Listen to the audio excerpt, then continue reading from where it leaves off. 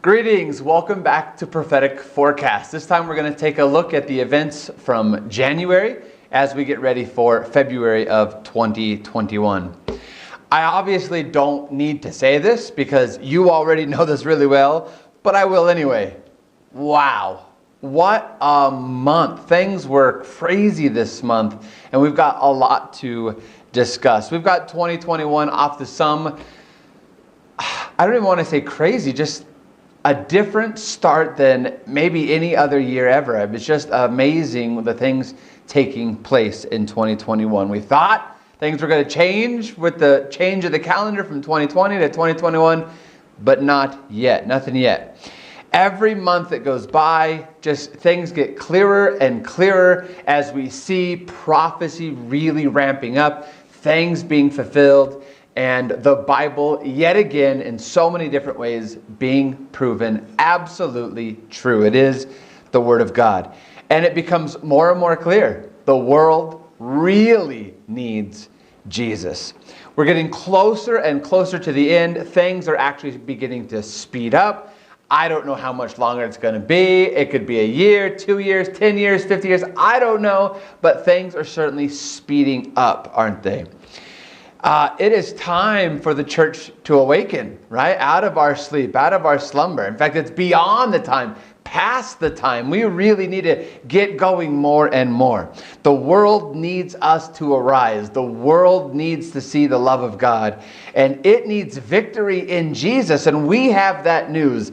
Definitely is becoming more and more clear that the church has got to get going on its mission. Well, the Proud Boys thought that victory was in ex-President Donald Trump, even recently going as far as saying, "Hail Emperor Trump." But now in January, they've turned on him, declaring him to be weak. QAnon also believed that Trump was the answer, but now they have labeled him a coward. We've seen the hashtag Hang Mike Pence go viral by many in these groups who believe that he also is a coward or weak.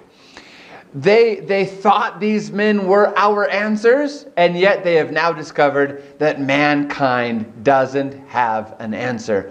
We need Jesus. Even the churches, many churches who have proclaimed that Trump was the answer, that Trump's the mouthpiece of God, are now starting to pull back. And a lot of those prophets that we heard from in November and especially in December as we got ready for January, a lot of them now are backpedaling and pulling back. It's been quite a humbling wake-up call for those who believed that a person was the answer for us. Now, of course, we have our new president, President Joe Biden, in office, and many too are now believing that he is the answer. Let me be clear.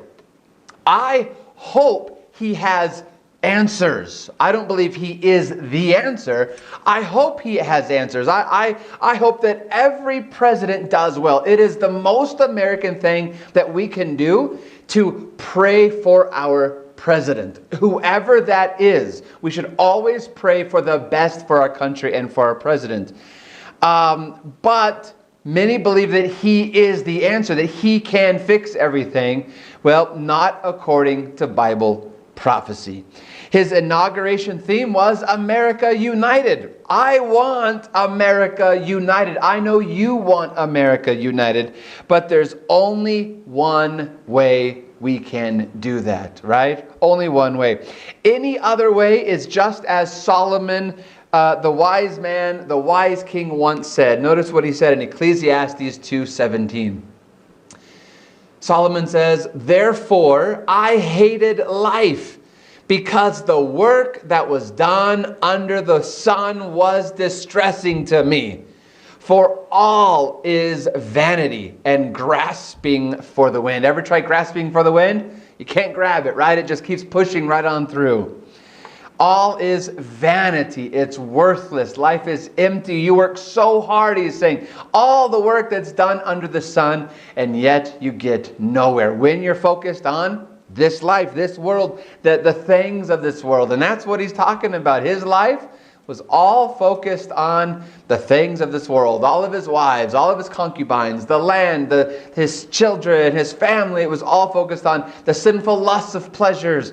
And now he's reflecting on it in his old life. And he's like, yep, it got me nowhere. It was vanity. It was empty. Empty promises. It was like grasping for the wind. All is vanity under the sun. I feel like him sometimes, and I hate life. I hate it's so stressful, and I hate these things. But I don't think that's what God wants from us. We know the Bible says to rejoice in the Lord always. So when you focus on this life and the things of this world, you come to realize that everything is a waste of time, except for our walk with God. And all the things should be connected to it. Our family is happier when we're connected to God. Our marriages are happier when they're connected to Jesus. All of the things of work and the pleasures of life are greater and more fulfilled if they're in the Lord and in his righteousness. It's a waste of our time, and it's empty to put our hope in mankind. Any leader, any pastor, any person, we pray for them, we want the best for our country, we want the best for everyone around us, but people are not the answer to unite our world or to unite our country. Our only hope is in Jesus. Malachi says this in vision. Malachi chapter 4 verse 2. He says, but to you who fear my name. That's what God is saying through Malachi. Those Christians who fear my name, who love my name, respect my name, the Son of Righteousness, Jesus himself, shall arise. With what? With healing in his wings. And you shall go out and grow fat like stall-fed calves. I mean, that's great. I love the way the Bible puts that. Go out and grow fat, like, in other words, happy and pleasured, except it's in the Lord. Because Jesus has healing in his wings. This is talking about the second coming. Why does he have to bring healing in his wings, in his rays of glory? Because the world will be broken at this time.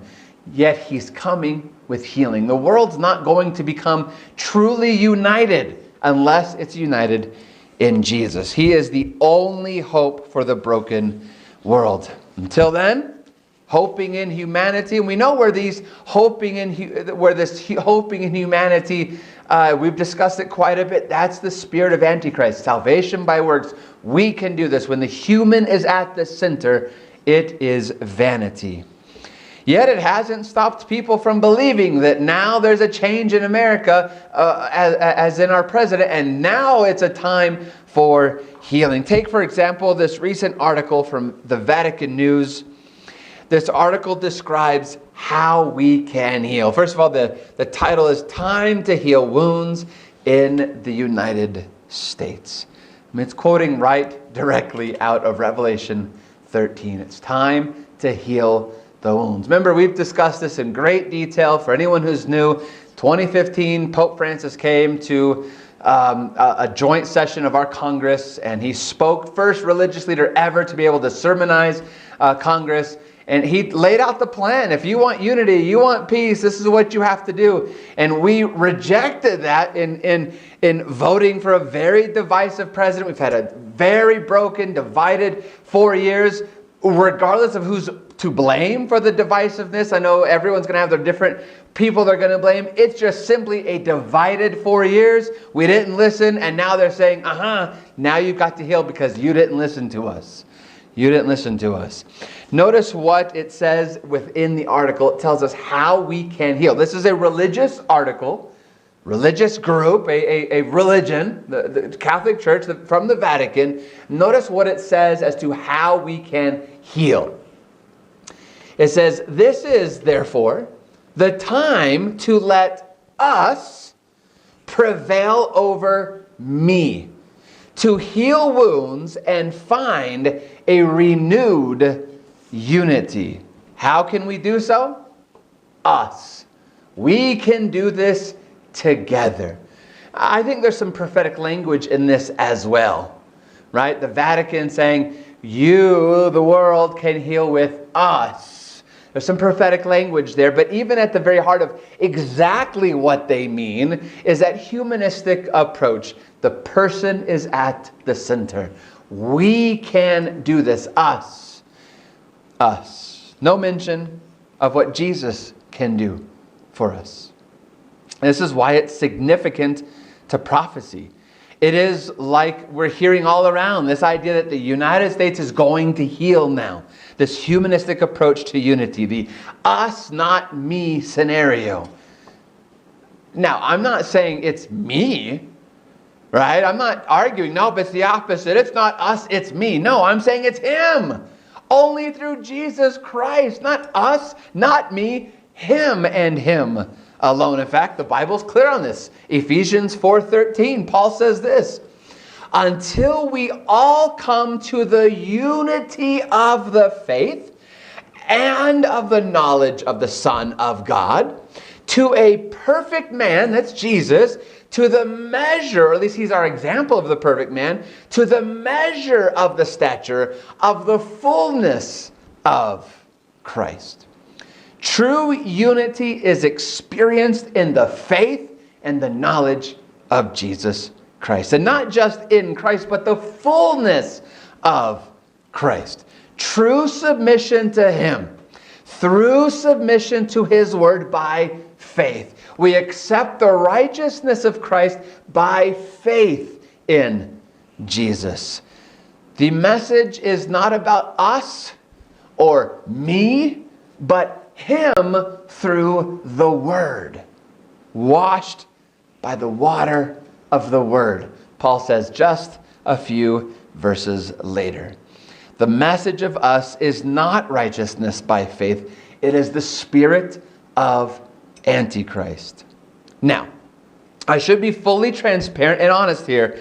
The Pope, in his own comments in January, he was speaking on Martin Luther King Day, and he had some words about unity and how we can find unity. And he did, I should be honest here, he did state that true unity is found from above. From above. He didn't say, what am I trying to say here? He agrees that it's an us, not me. He's the one promoting the human at the center here.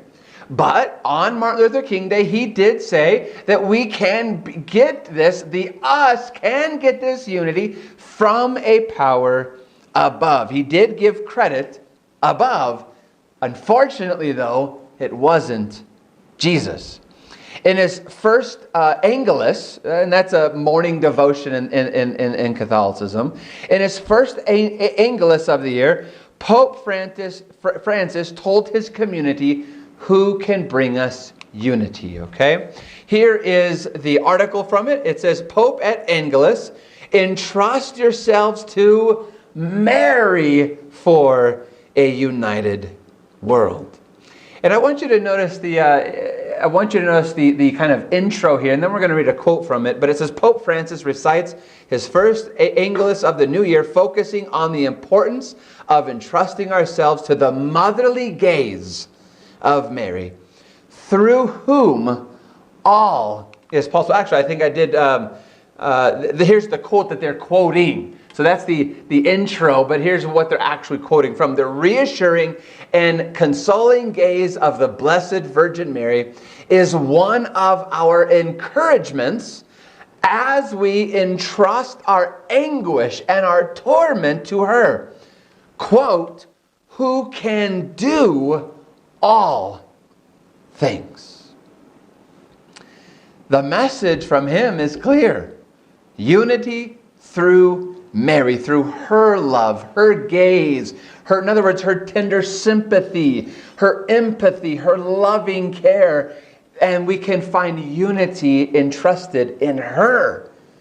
Not through Jesus, but to her. Now, notice, quotation marks, who can do all things. It's in quotes. I didn't add those quotations. That is in his remarks in the article. Who can do all things. Family, this is blatant heresy of what the scriptures actually say, is it not? What is the article quoting? Notice Philippians 4:13 here. Philippians 4:13 says this, I can do all things through Christ who strengthens me.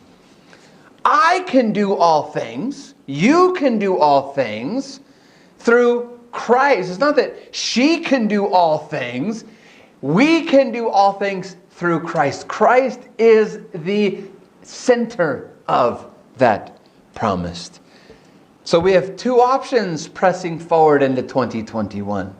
The world is definitely setting up these, well, we have one option from God, like here's what God is inviting us to do, and the world is clearly, strongly trying to establish another option.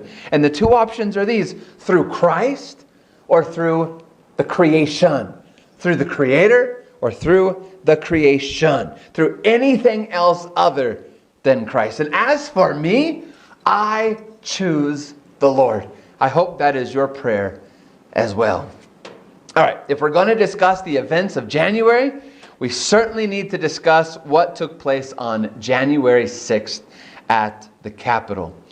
Now, you know already what happened, of course, so I don't want to spend a lot of time discussing what happened. It's all over the news. I'm sure you know already, so I won't go through reviewing it. But listen clearly, it was obviously a result of the divisive and disgusting culture in our world. I believe everyone is to blame, not just those who were there. They are to blame. They did a lot. What their actions were disgusting and brutal. But the culture is really the origin of it. The culture of our country. It's pervading America. While I too condemn this as violent and incredibly gross to watch, I do have some thoughts on it that pertain to prophecy. Now, there that day were definitely many heroes dressed in the esteemed uniforms of law enforcement, right? Many, many wonderful people, first responders of all sorts, definite heroes that day who responded bravely, courageously. It was wonderful to see what many of them did. The decision, for example, by Eugene Goodman was both brave and wise as he led rioters away from the Senate chambers. And I'm glad, very glad, that he's receiving the recognition that he deserves. Wonderful, wonderful decision by Eugene Goodman that day. At the same time, there's plenty of videos of police officers doing things that don't make any sense. I'll be up front. I don't really understand what they're doing, so it's hard to judge what they're doing because you're only getting these snippets of in time by videos on people's cell phones. So I don't really know what's going on, but they definitely make the viewer, scratch their head and go, "What was that?" There's videos of police officers opening barricades, waving rioters to come through, and this is a screen grab of a guy who's waving rioters to come. There's videos of police opening doors at the Capitol for people. Many people who were there claim, and maybe they're correct, I'm not stating this as fact, but they claim that they were told that President Trump was inside wanting them to come in, that he was going to address them inside the Capitol. Now, again, he wasn't there, and I'm not saying these people are telling the truth, but that's what their stories are. An officer inside, you probably saw this, even took a selfie with rioters inside.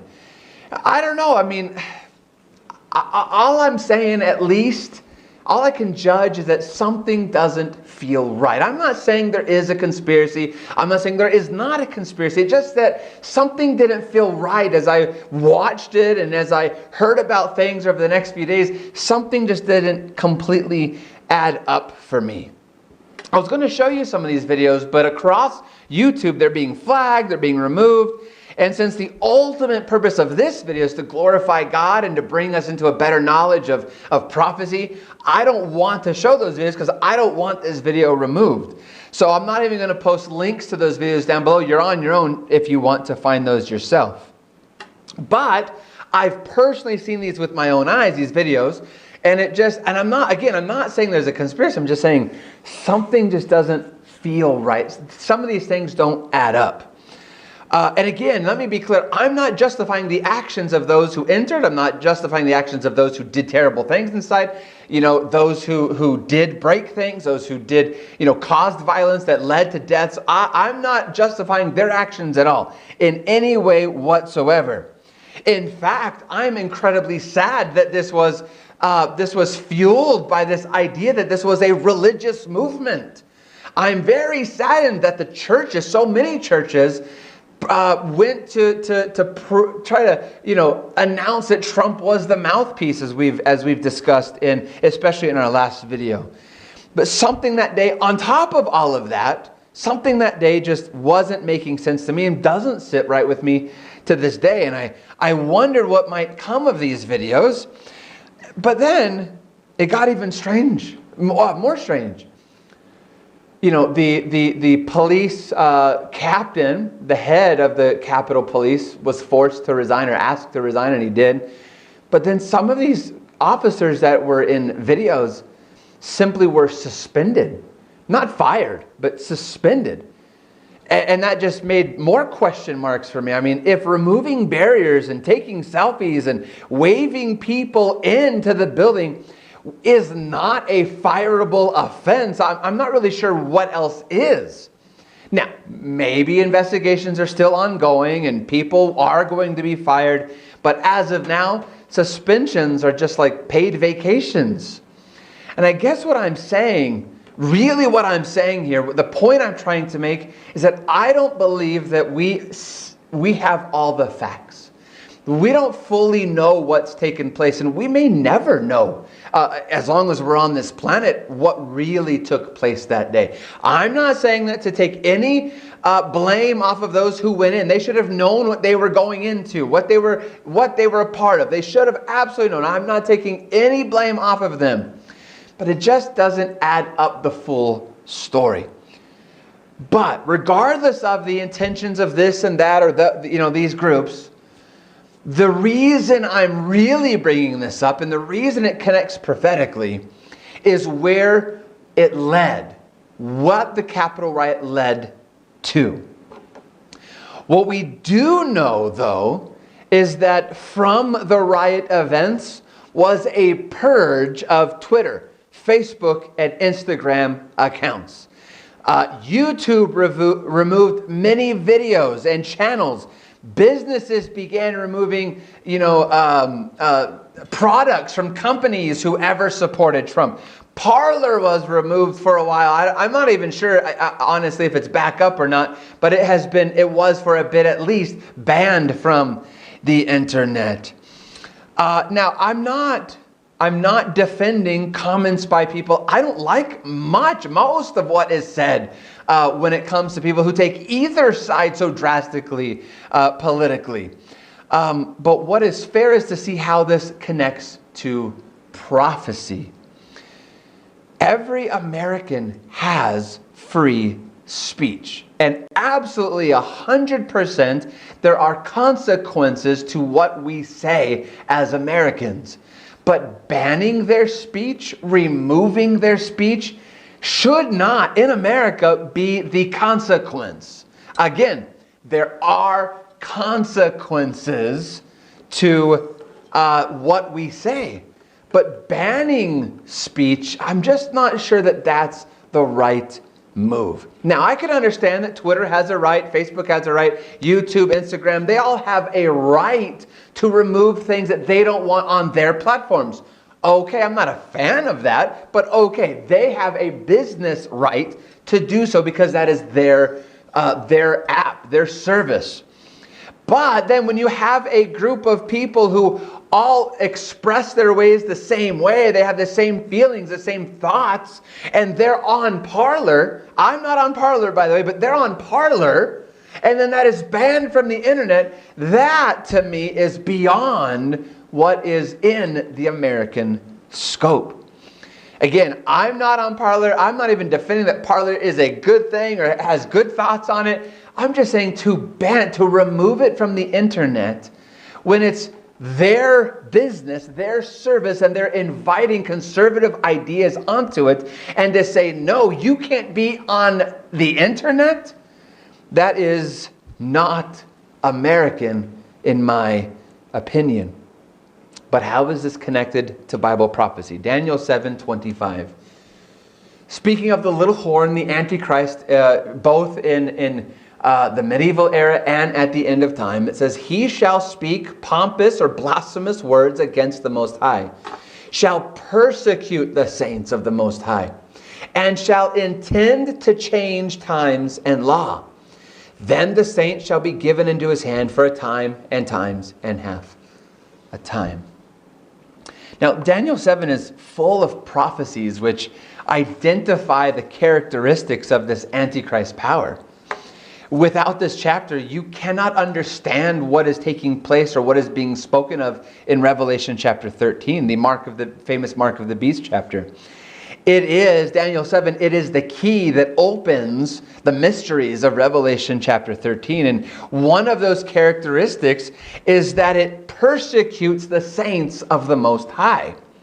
Now, one of the identifying characteristics of the saints of the Most High in the book of Revelation is that they have the spirit of prophecy. They understand the prophecies of the Bible. They understand Daniel and Revelation. So they can say that the saints of the Most High can say, that system right there, that system, that's the little horn, that's the Antichrist, and thus saith the Lord. Here's the reasons why. We could point to Revelation. We can point to Daniel, say, these are the ways that we know that that power is the Antichrist power. We can warn the world, don't follow after the beast. Here is why we say it is the beast, because we stand upon a thus saith the Lord. The saints can open the Bible and show the texts which point the light upon the shadowy figure of the deceptive powers of Antichrist. It is trying to work behind the scenes. It doesn't want to go noticed, right? It wants to work in the shadows, and we have the light of Bible prophecy to say, no, that is dangerous. Be careful. The reason that this power persecutes the saints is to cover up its true identity, to hide its deceptive powers. The saints, the church, that is the power that has been given to them by the Word of God, to see righteousness and unrighteousness, to see truth and error. And when we see error and when it's pervading the world, we can stand up and shout and say, no, be careful, that's terrible, that's evil, that's abomination. And so this power tries to quiet them, tries to mute them, tries to censor them. Imagine a magician now, who's on stage trying to perform a sleight of hand trick. And you've got someone in the audience or even on the stage going, nope, nope, nope. Did you see it? The card came out of his hand, or this is how he pulled the rabbit out of his hat. Or, if someone is yelling the secrets of the magician, what's the magician going to do? Magician's going to say, bye-bye, get out of here. And this is what the deceptive powers of Antichrist want to do. They want to silence the church. The Antichrist wants to silence the church. It wants to cast the church out of free speech, off social media platforms, and off of the pulpit. The Antichrist wants to do this. Those people who incite hatred, those people who are a detriment to our society because of what they're saying, there are consequences to that. But banning their free speech is simply setting the scene to ban our free speech. Because what will the Antichrist power say in that day? Those people are inciting hatred. Those people are against God. Those people are why God is punishing the world with plagues. It will put all the blame on them, bind them up, throw them in the fiery furnace, if you will. God's people will be falsely accused of being to blame. And the church will be saying, here it's him, it's this, and here's why. Thus saith the Lord. Whenever we censor people, whenever we mute people, whenever we remove people's free speech, it's really about censoring God's people in the last days. I mean, how much longer now will our videos be allowed on YouTube and Facebook? These prophetic forecasts, how much longer will they be allowed out there to point light at those in the shadowy distance? Well, just ask Walter Veith and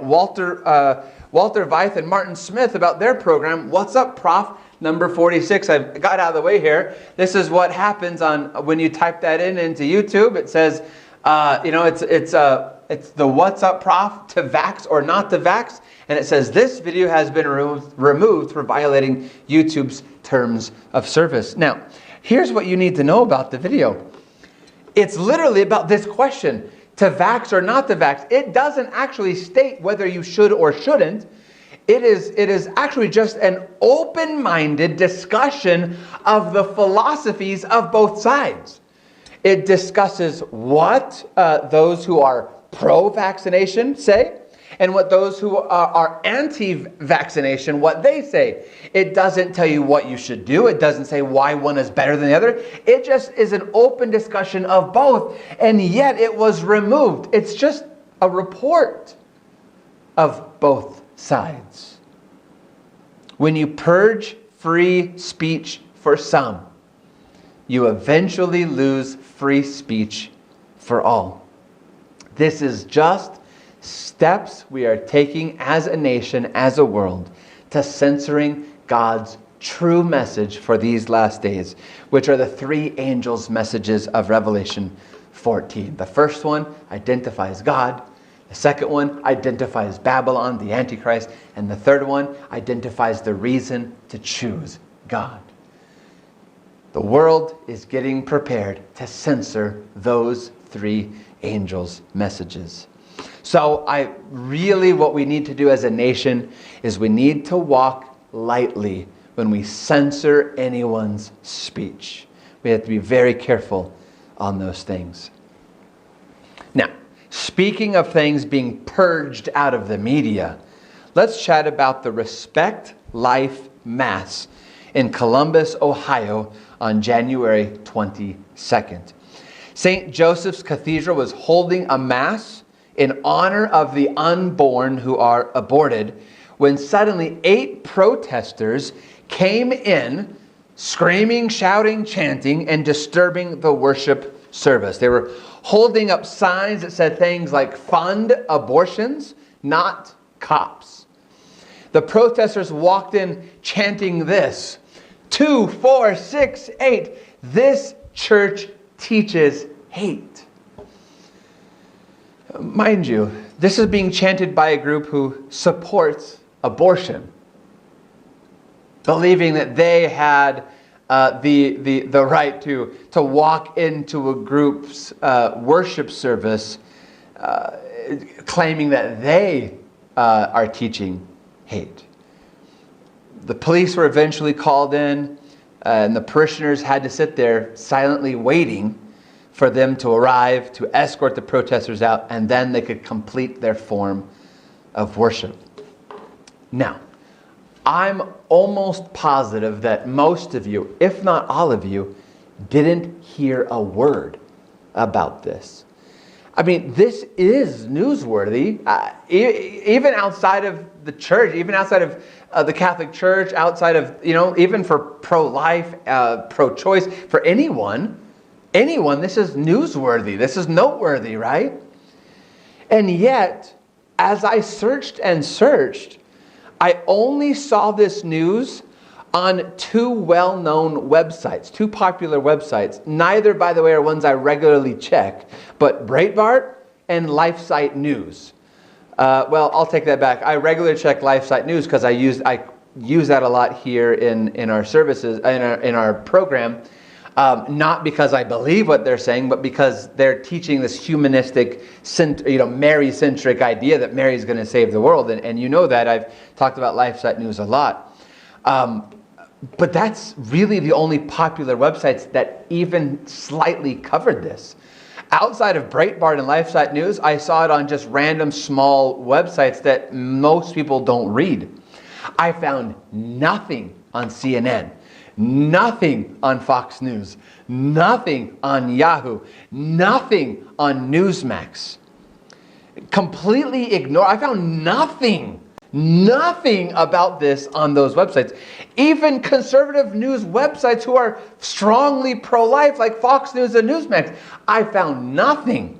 It's possible I missed it, but I really looked, because before I share anything in these episodes, I always confirm them on multiple sites. I always do my due diligence and research, making sure that I'm not sharing anything that is fake. I always make sure that I'm seeing it in different places. And so when I first saw this on LifeSite News, I went searching, and I found nothing except Breitbart also mentioned it. I'm not the type to just simply trust anything. I try to be really careful about what I bring here. I almost never quote from Breitbart on here. I don't even usually go to Breitbart. I'm not even sure how to say it. That's how little I know about the conservative news site. But outside of them, almost completely silent. And in mainstream media, totally silent, as if it didn't even happen. In fact, this image was the only image I found in Google search for images. Google, the biggest, the greatest, the largest, search engine on the planet. And this is the only one I could find of the protesters inside. There was one, maybe two other pictures of them outside with their signs, but this was the only one I found inside of hundreds of images that popped up when I typed in about this protest. That was it. It was like Google was even trying to hide it.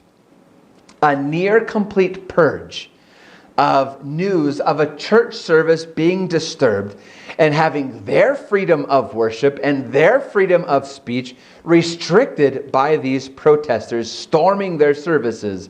That really should be unnerving to us all. I don't even care how you feel in terms of this story. I don't even care how you feel about pro-life or pro-choice. I'm certainly not a fan of Mass. I don't believe in that form of worship, but I believe people should have a right to have Mass. And here, this should be unnerving to us all, that it was just completely silent in the mainstream media.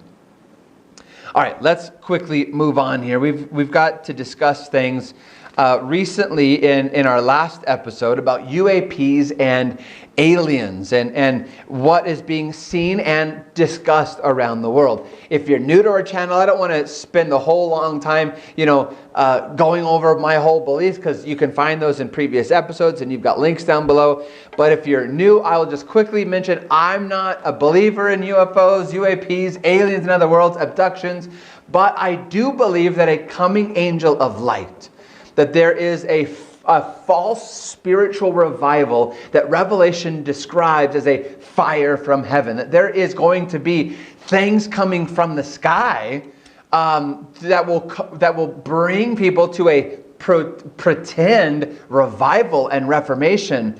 And those things are simply Satan and his demonic forces in disguise.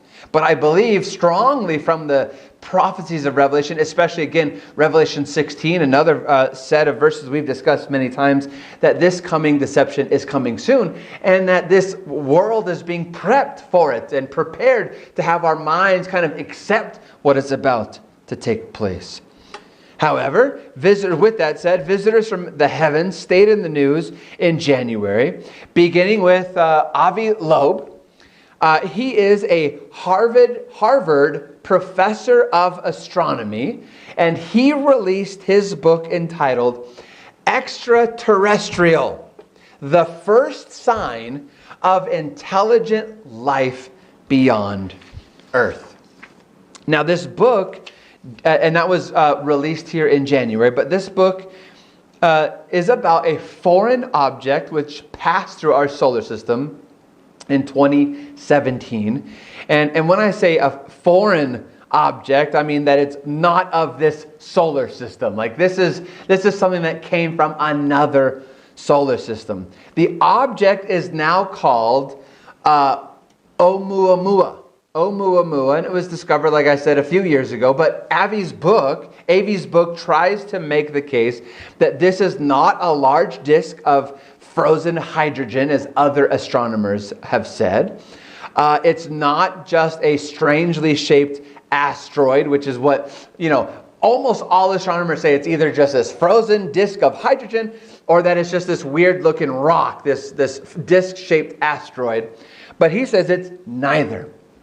Avi was saying that he believes, this book shows that he believes that something created by life from another planet, and that it actually came here to scan for life. Now, the name Oumuamua, I thought I put it in here, but Oumuamua is Hawaiian in honor of the telescope that was in Hawaii that discovered it. And it means, as Oumuamua means, a messenger from a distant past reaching out to us.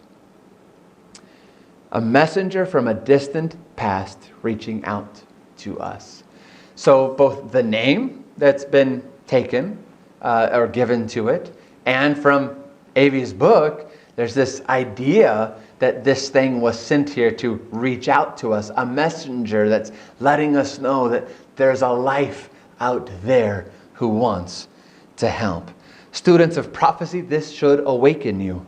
This is exactly what the angel of light, Satan himself, will be viewed as, a messenger reaching out to us, trying to unite the world under Antichrist. But it won't tell us it's Antichrist. It'll tell us it is Christ or Christ's servants. With this, another point is very important and shouldn't be missed. But I first have to kind of set the scene for you. What I'm about to say about Avi is not a negative in any way. I don't mean it as a negative. But what you should know, and I want you to hear the whole point, you'll understand why I'm bringing this up, is that Avi is an Israeli American trained and schooled in Israel. Now, the reason that's important, and hear it through, I'm not saying that as a negative. That's not a put down for him in any way. But the reason it's important is that, as we learned last month, the retired head of Israel's space program, Haim Eshed, announced that aliens have been in contact with us and have a base set up on Mars. Now, I'm not saying he's true or telling us the truth in what he said, but that's what he announced. It was carried around the world in the news that this retired space program head of Israel was telling us that aliens are already here, that Trump knows about them, wanted to tell us about them, but the aliens are like, nope, get them ready for it first, right? That was their big warning. Make sure that they're ready to hear that news. Now, the reason his nationality and where Haim worked is relevant to prophecy isn't actually about their race or their nationality, but that many within Christianity believe that Jesus is going to return. He's going to set up an earthly millennial kingdom, and that his feet are going to touch this world, and that he's going to establish that kingdom in Israel. So it's not notable because of their race, but because of a distorted theology within Christianity. When the angel of light appears, I have no doubt that either the first or one of the first places he goes is going to be Jerusalem, because many will accept him as the coming Messiah, as the Christ. And so you've got these powers in that same location, and in America, where this theology is very popular, all already taking a look at Israel, waiting for something to happen in Israel. In fact, Jesus talks about this warning about false Christ. He says in Mark 13:22, "For false Christs and false prophets will arise and show signs and wonders to deceive, if possible, even the elect." The elect being the church who has the spirit of prophecy, who understands Bible prophecy. That these signs and wonders, these miracles that they're going to perform, these false Christs, or the false Christ at the end, the angel of light, things that will blow our senses and our mind, we have to stand upon a "thus saith the Lord," and only there. So their nationality is only notable to us right now in terms of Bible prophecy, not because of their race or their bloodline, but because of a theological deception within Christianity that believes that things will take place in Israel. And now you have these Israeli trained scientists saying, "Yep, something's happening. It's about to happen. They're already here. They've either scanned us," which is what Avi says, and then you've got Haim saying, "Well, it's not just that they've scanned us, but they're here. They've met with our leaders, and they're ready to be revealed when we are ready." Many are ready to be deceived. We're walking blindly right down that path. We've got to let the word out. We've seen our fair share of false prophets performing signs. But this false Christ, the final false Christ, this angel of light, will deceive, if possible, even the elect. We have to be ready and watchful and pray, as Jesus says. In December's episode, we mentioned the awful terrorism that took place in Nashville with the suicide bomber. And he briefly sprang up in the news again in January of 2021, as it was reported that he was a believer in the conspiracy theory that aliens were behind the attacks of 9/11, that there was this spider-like thing crawling on the Empire State Building, that there were aliens in the sky, UFOs, UAPs in the sky around, and that they actually were bombing or shooting lasers, I guess, at the buildings. He believed that the government is overrun by lizard people in disguise from other planets. And these are part of the reasons why he did what he did. You know, it used to be people just like him. Weirdos, insane people, disgusting people, violent people who used to believe these kinds of things. But we're seeing it's becoming more and more kind of accepted as rational and logical. Maybe not from him, but from others within politics and others within, space programs. It's becoming more and more, Harvard astronomer, this professor, it's becoming more and more allowed to be rational, or viewed as rational, logical, that there are aliens and that they're visiting us. So it's not just crazy guys who are, obviously possessed by a demonic power of violence who do these terrible things. Yeah, there's these guys too. But even well-respected people are starting to come around and say things like this. Quickly, I also want to mention that last year in January, in 2020, China began using the world's largest aperture spherical radio telescope called a FAST telescope, and it began looking at pulsars, and what it's discovering is pretty cool. It's discovered all kinds of cool things about pulsars. It's all amazing. It's great about God's beautiful universe that He's created for us, and it does proclaim the glory of the Lord, does it not?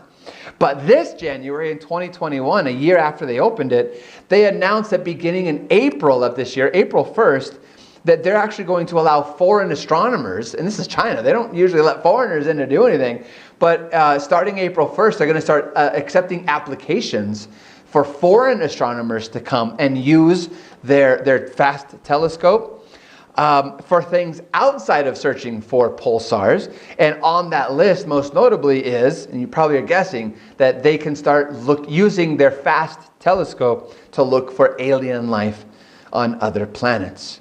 Doesn't matter where you're talking, Israel, USA, China, it doesn't matter. People are starting to get prepared and ready for visitors from other planets. We're just being set up for Revelation 13. Now, I included the list of politicians on the list of people who are starting to come out. We've talked about that in the past. Marco Rubio and others who are saying, hey, reveal this stuff to us. So I want to go to our last news story from January. Let's talk about this. The thing that we all love to receive when we got it, right? For those who received it, the stimulus bill. Yeah, let's talk about the stimulus bill and aliens for a moment. If you didn't catch this in the news, you might be thinking, wait, hold on.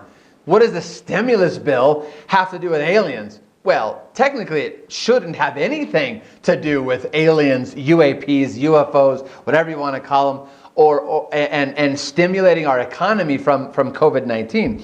Really should have nothing to do with it, but our government made sure that the two were tied together. Our needed stimulus, it's needed for our economy. Our needed stimulus has to do with aliens just as much as it had to do with gender studies in Pakistan. Nothing, right? I mean, to stimulate our economy, it doesn't mean we have to fund gender studies in Pakistan. Doesn't mean it has to do with aliens. But somehow our Congress decided it did. In the stimulus bill was a request. I shouldn't even say a request. It was a deadline, a 180-day deadline for intelligence agencies to declassify their knowledge of UAPs and aliens to a congressional hearing. In fact, the Defense Department spokesperson, Sue Go, said this. She said, "We are aware that the Senate Select Committee on Intelligence Committee report on the intelligence author..." I'm sorry, boy, that sentence doesn't make sense. Let me start over. "We are aware that the Senate Select Committee on Intelligence Committee report on the Intelligence Authorization Act, boy, oh boy, for fiscal 2021 included a requirement for the Director of National Intelligence, in consultation with the Secretary of Defense, to submit a report on unidentified aerial phenomena, UAPs, within 180 days of enactment." People are really getting ready for this deception. We can't even pass a stimulus bill without alien discussions being involved in it, without UAP discussions being involved in it. It has absolutely nothing to do with the economy, but our world is just so excited, so focused on this idea that a messenger is coming to reach out to us. People want a heavenly revelation of help without realizing that we already have the revelation. And it was given to us 2,000 years ago, and it tells us exactly what would be taking place in our day. Let's end here. Let's go to Revelation chapter 1, verse 1.